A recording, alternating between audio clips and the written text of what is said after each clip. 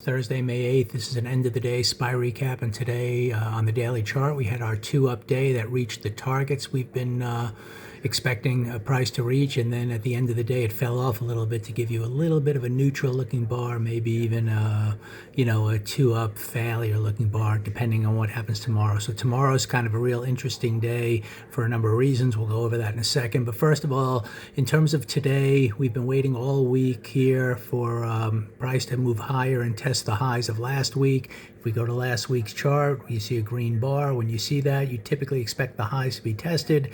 First few days with pausing, so eventually we got up there today. That's all the price needed to do for this week, and then you kind of see how the week ends, and we'll know more, tomorrow what this bar looks like and what that might mean for the subsequent weeks. We could be heading up higher. Here's our next target. This end of the day sell-off can be meaningless, and we can hold above the midpoint tomorrow and just continue higher. Or this could be kind of a reversal back to the downside. And what's interesting, if we get a 2-down day tomorrow, and we'll see how opening price action, unfolds to possibly lead us that way, that also gets below the red line, and for the moment gets that monthly chart maybe back to red.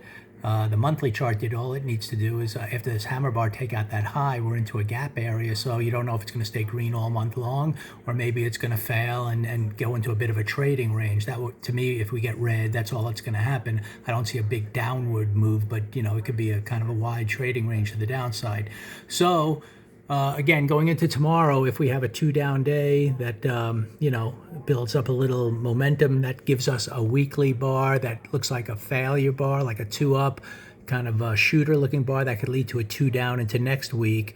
And that could be a very important sign. If we just hold here tomorrow and call this bar green, then that's a good sign for the upside. So I think after today's action of taking out that weekly high and looking like it might want to sell off at the end, tomorrow becomes a very interesting day to see how the week ends up. But for today, after waiting for 3 days for that move to the upside, what we had here was a pre-market range between the blue lines. We had opening price action after a kind of a gap up, move a little bit lower, had kind of a red to green move here. I bought calls here anticipating this move to the upside, and I happened to hold on to it through this volatility, and then was able to take nice gains in the morning on this stock or on this index. But if you were playing it really tight, it's possible you could have bought the red to green. Maybe once you saw it kind of pause here and then have a 2-down, you could take a small loss there. It made sense to me. It was going to take out the liquidity, the lows of the day, but as long as we held above yesterday's midpoint, the bias, you could see the bias is up all day long, just a gap up that was coming down into yesterday's range, holding the midpoint.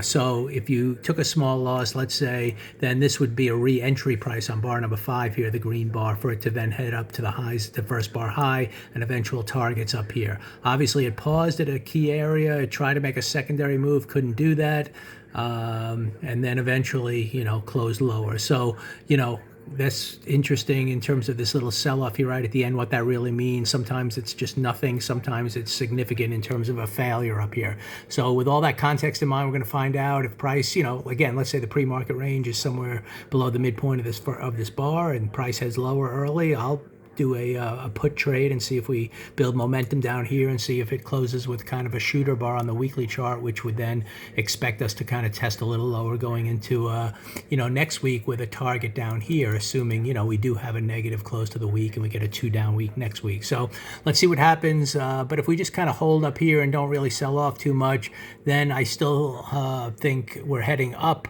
a little bit towards these highs, and we're going to have to see what kind of green bar this might look like by the end of tomorrow. If it's just a neutral bar, then we'll just have to wait till Monday to really see if we're going up or down. But tomorrow's an interesting day to see if we really fail up here or if it just kind of holds and then continues the expectations higher.